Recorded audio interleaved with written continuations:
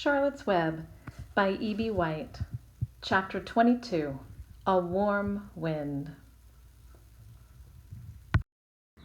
Hi class, I wanted to go ahead and finish up reading the last chapter of Charlotte's Web for you today.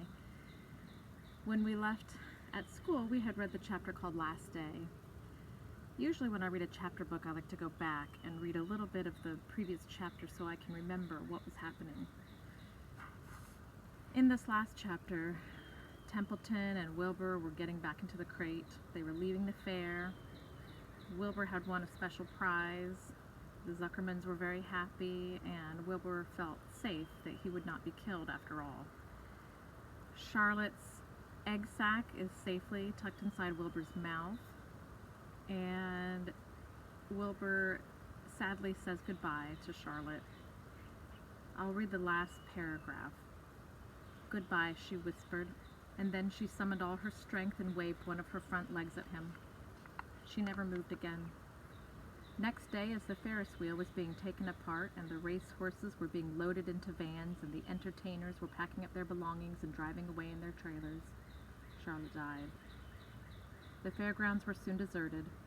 The sheds and buildings were empty and forlorn. The infield was littered with bottles and trash. Nobody of the hundreds of people that had visited the fair knew that a gray spider had played the most important part of all. No one was with her when she died. And now on to Chapter 22, A Warm Wind. And so Wilbur came home to his beloved manure pile in the barn cellar. His was a strange homecoming. Around his neck he wore a Medal of Honor. In his mouth he held a sack of spider eggs.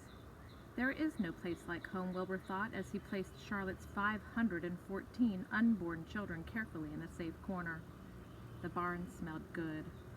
His friends, the sheep and the geese, were glad to see him back. The geese gave him a noisy welcome. Congratulations, they cried. Nice work. Mr. Zuckerman took the medal from Wilbur's neck and hung it on a nail over the pig pen where visitors could examine it. Wilbur himself could look at it whenever he wanted to. In the days that followed, he was very happy. He grew to a great size. He no longer worried about being killed, for he knew that Mr. Zuckerman would keep him as long as he lived. Wilbur often thought of Charlotte. A few strands of her old web still hung in the doorway.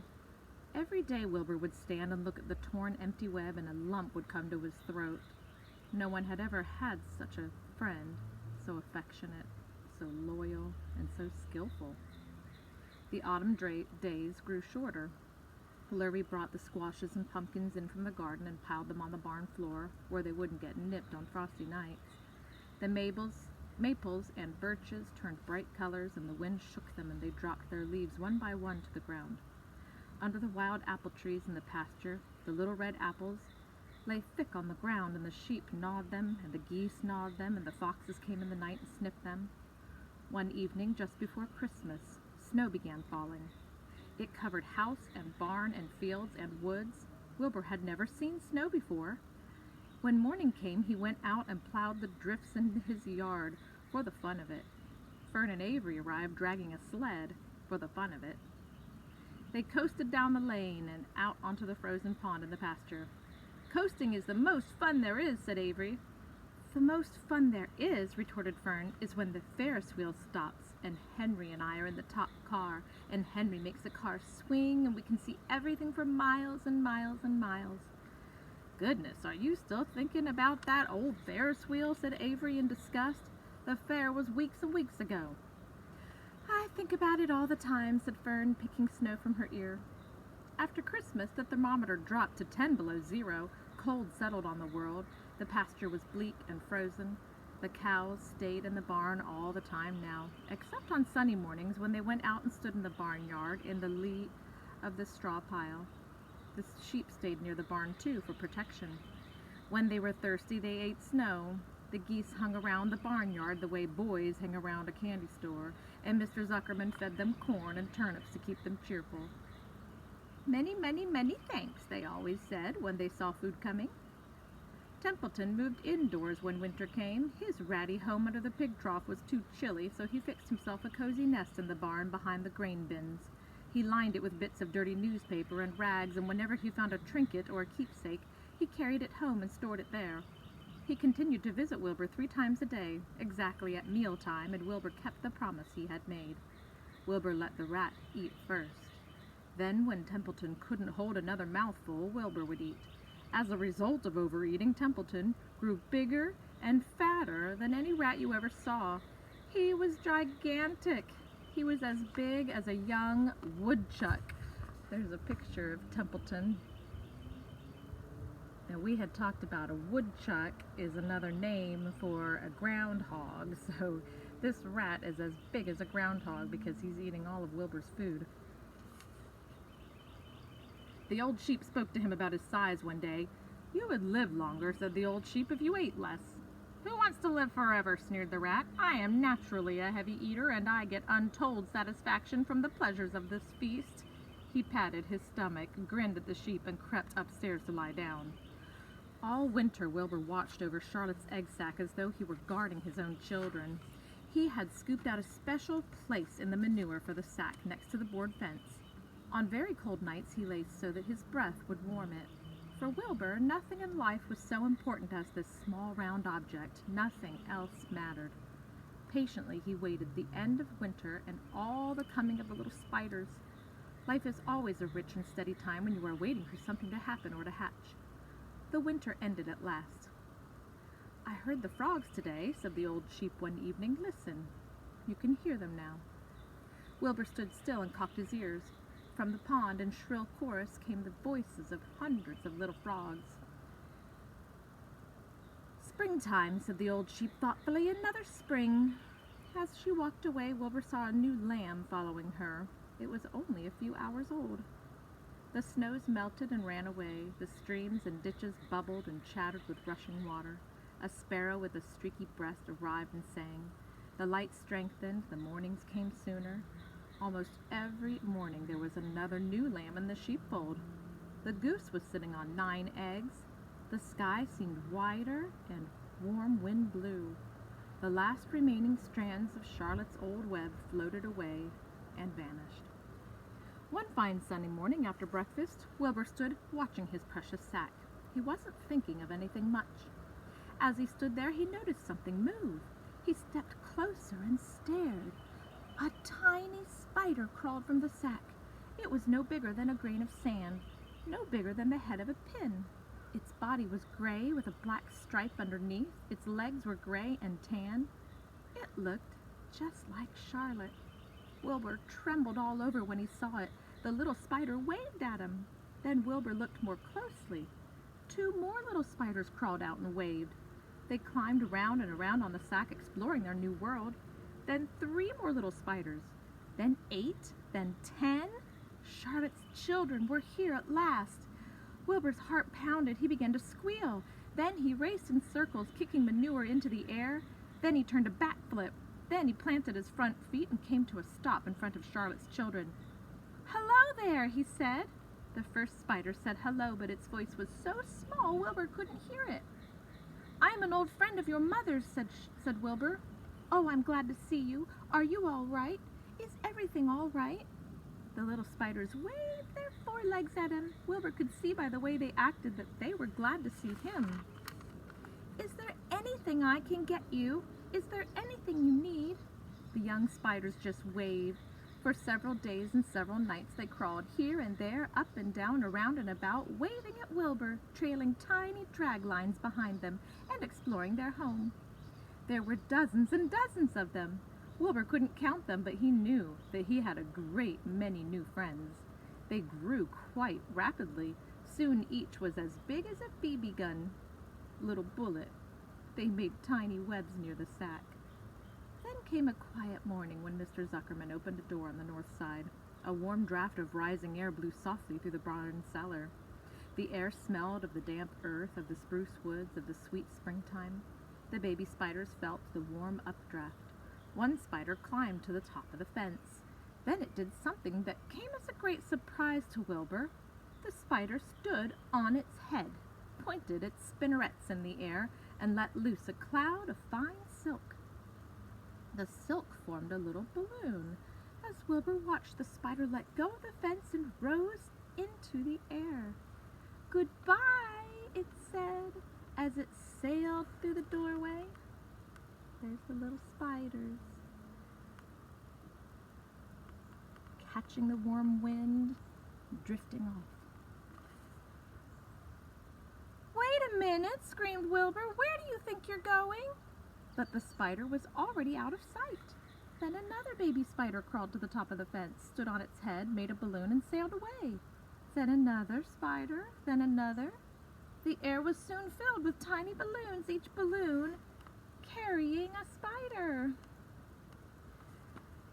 Wilbur was frantic. Charlotte's babies were disappearing at a great rate. "Come back, children," he cried. "Goodbye," they called. "Goodbye, goodbye." At last, one little spider took time enough to stop and talk to Wilbur before making its balloon. "We're leaving here on the warm updraft. This is our moment for setting forth. We are aeronauts, and we are going out into the world to make webs for ourselves." "But where?" asked Wilbur. "Wherever the wind takes us, high, low, near, far, east, west, north, south. We take to the breeze, we go as we please." "Are all of you going?" asked Wilbur. "You can't all go. I would be left alone with no friends. Your mother wouldn't want that to happen, I'm sure." The air was now so full of balloonists that the barn cellar looked almost as though a mist had gathered.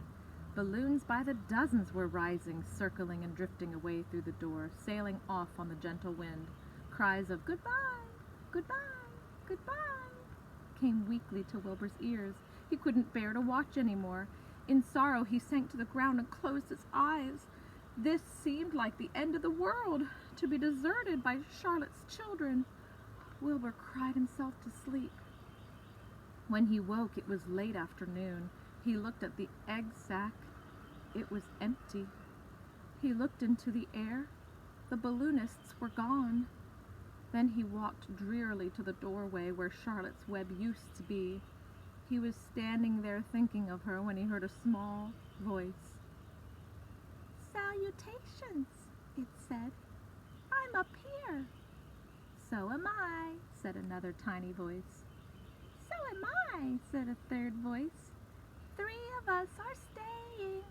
We like this place, and we like you." Wilbur looked up. At the top of the doorway, 3 small webs were being constructed.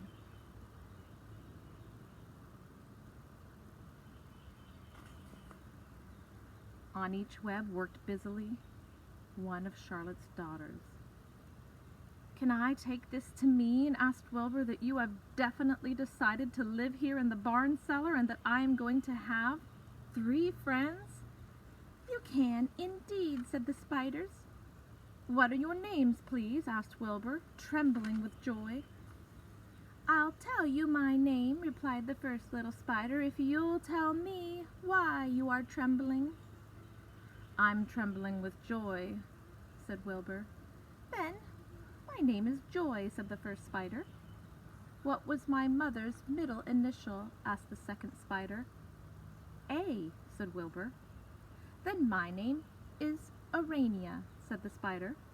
"How about me?" asked the third spider. "Will you just pick out a nice, sensible name for me? Something not too long, not too fancy, and not too dumb."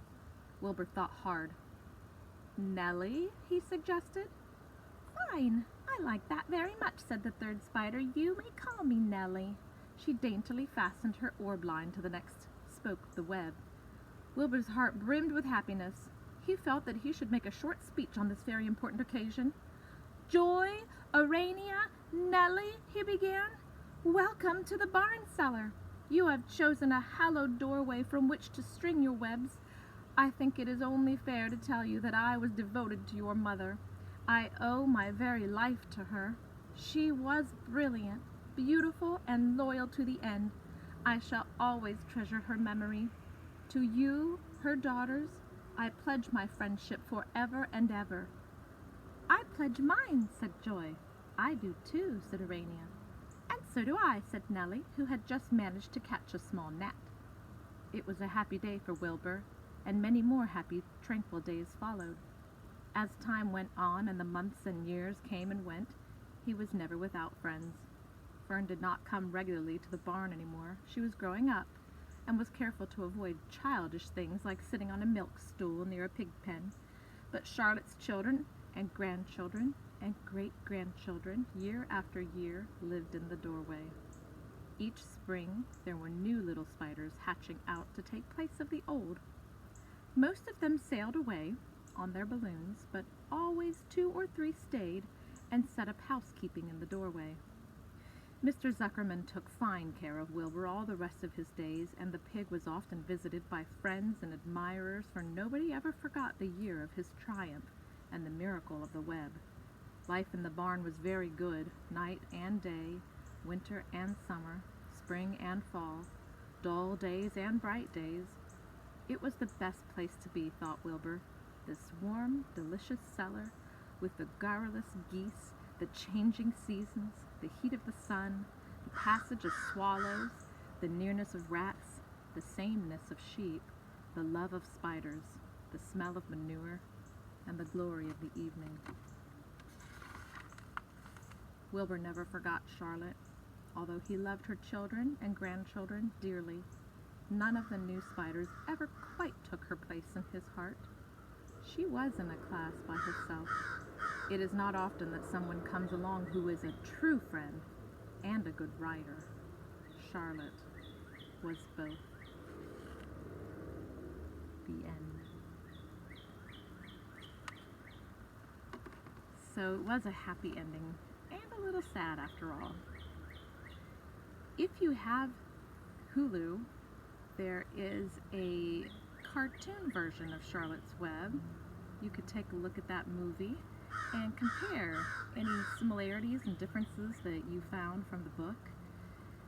Often movies change things in books because it's harder or for different reasons, so if you notice anything different, maybe you can write them down. Maybe make a double bubble map, maybe just write what you notice, and you can snap a photo of it and send it in to me. If you don't have Hulu, I noticed on, I think it was Amazon Prime Video, that you can rent.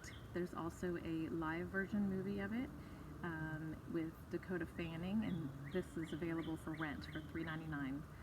So if you have a chance to watch the movie, I think that would be a great thing to do, because it is a wonderful story, and I hope that you enjoyed it as much as I have. I've read it many times, and I plan on reading it again and again. I miss you guys. Keep reading. See you later.